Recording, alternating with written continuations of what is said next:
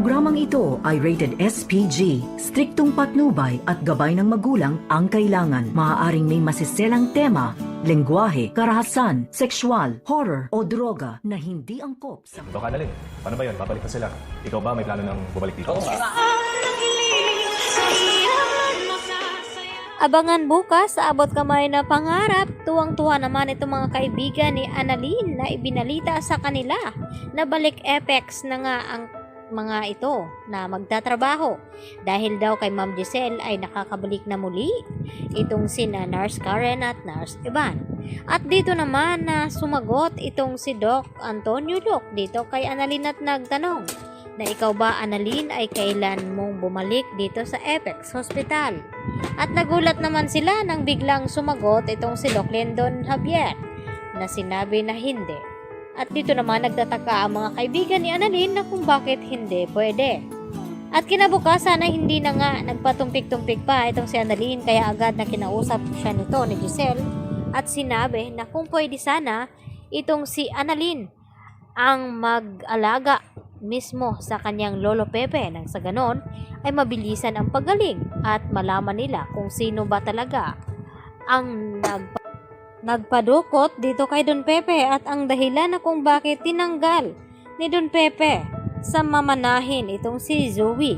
Kaya porsigido na rin na makabalik sa Apex Hospital itong si Annalyn at dahil sa pakiusap sa kanyang ama na si RJ na kung maaari ay bumalik na itong si Annalyn dito sa Apex Hospital dahil wala na nga itong si Moira na magpapahirap sa kanya.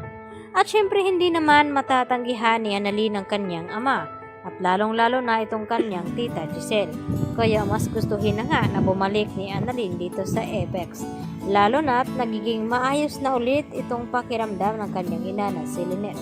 Pagkatapos na tumira itong si Lynette dito sa dati nilang tinirhan ay malaking tulong na unti-unti na ngang umaayos ang kalagayan nito.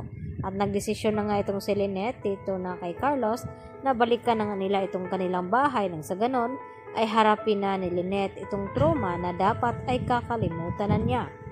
At dahil dito sa mga natanggap na blessings dito ni Annalyn ay nagdesisyon itong si Annalyn na sana magbakasyon daw muna sila ng kanyang ina at nang sa ganon ay makakabanding niya ito at makakalimutan ang lahat ng trauma na nangyari dito sa kanya. At dito nga nagpabook na itong si Annalyn at magtungo dito sa Japan kung saan ay matatagpuan din dito ni Annalyn itong sina Zoe at Moira dahil sa takot ni Moira na baka magising daw itong si Don Pepe at masabi sa kanila ni RJ at Giselle na kung sino nga ba ang nagpakidnap sa kanya. Kaya agad na tinawagan ni Moira itong si Zoe na magpakalayo-layo daw muna sila at magbakasyon upang maiwasan daw nila itong takot na naramdaman ngayon. At hindi naman nag-atubili na sumama itong si Zoe dahil masyado na rin itong stress sa mga nangyayari sa kanya. Lalo pat gusto niyang makalimutan itong si Don Pepe dahil sa kanyang ginawa.